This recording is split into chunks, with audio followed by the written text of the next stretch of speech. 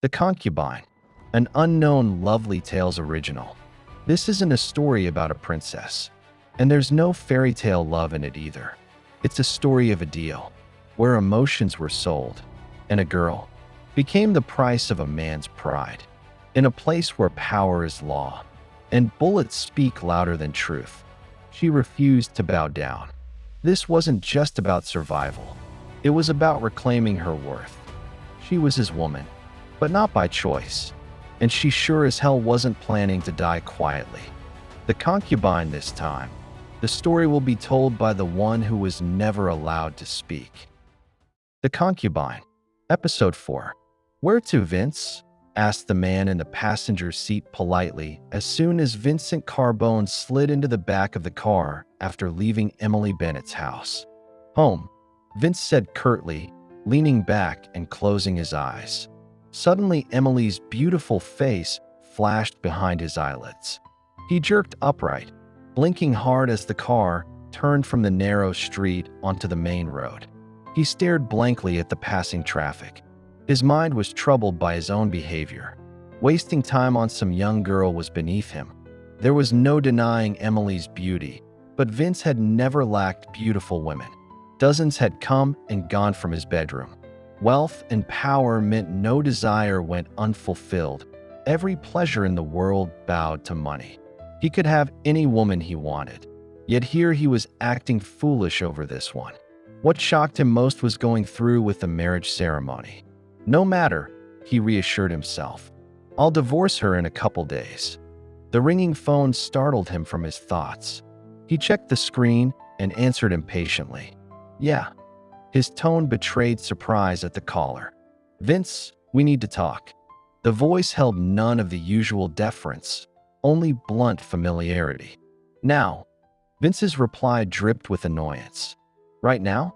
Either you come to me, or I'll come to you." "Fine. I'm coming." Hanging up, he barked at the driver. Shabazz Kasuri's place. "Step on it." After a 40-minute drive, they arrived at a gated mansion. The guards recognized Vince's car immediately.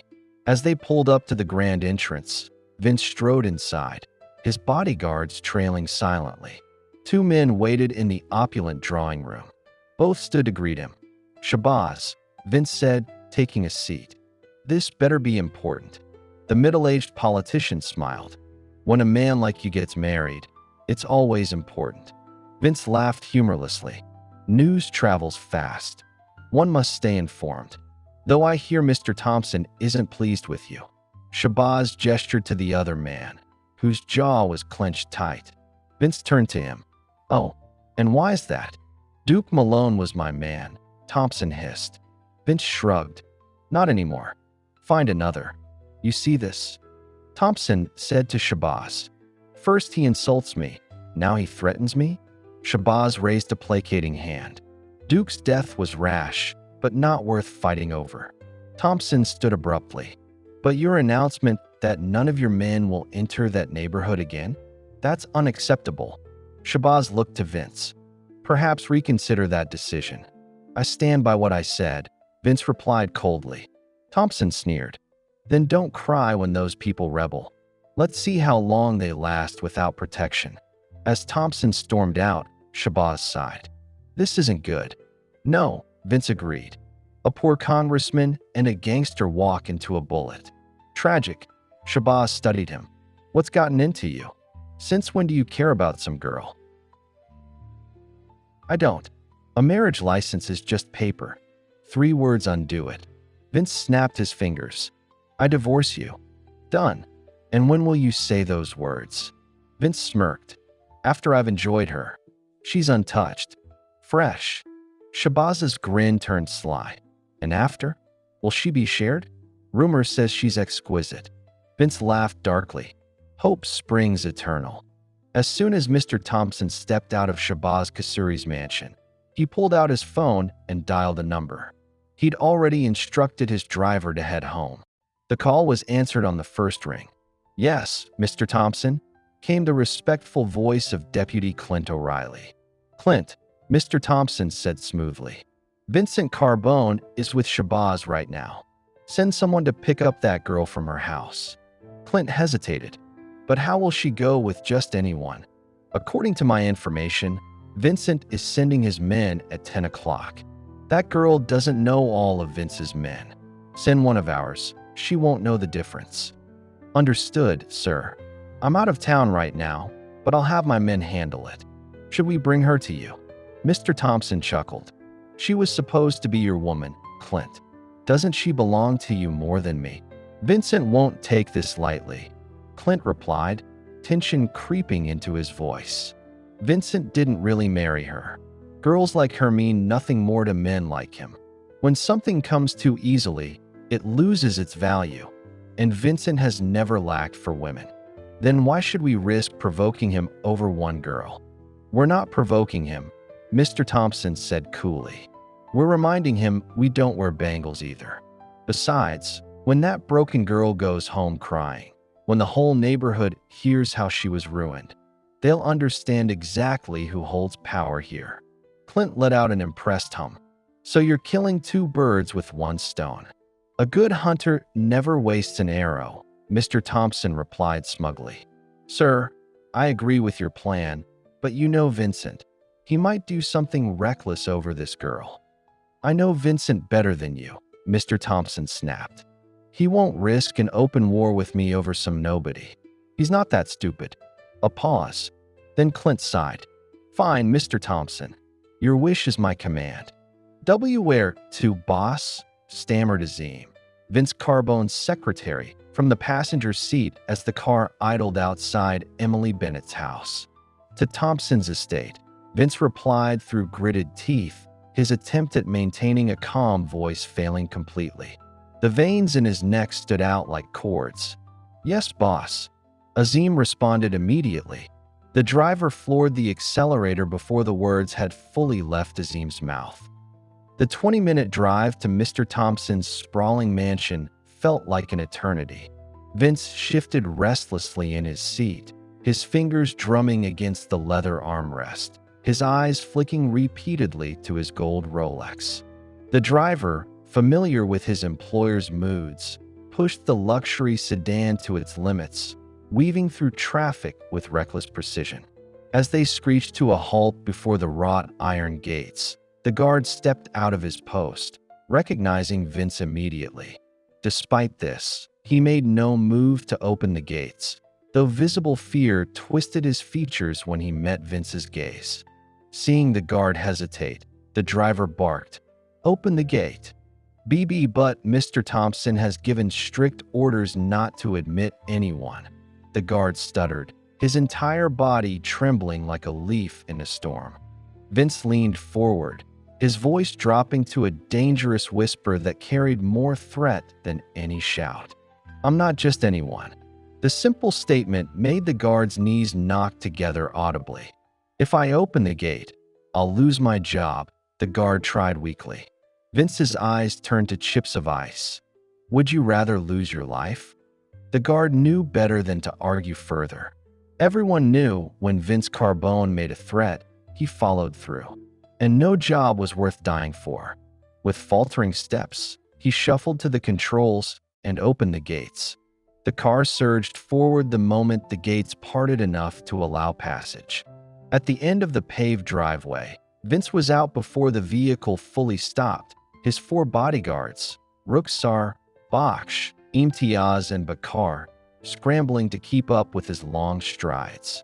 As they burst into the lavish drawing room, two of Thompson's personal guards stood post outside the master bedroom. They startled at Vince's sudden appearance, reaching into their jackets for their guns with shaking hands. Vince advanced on them without hesitation, completely unarmed, yet radiating such menace that both armed men paled visibly. Mr. Carbone, one guard began, opting for explanation rather than confrontation. Mr. Thompson is resting in.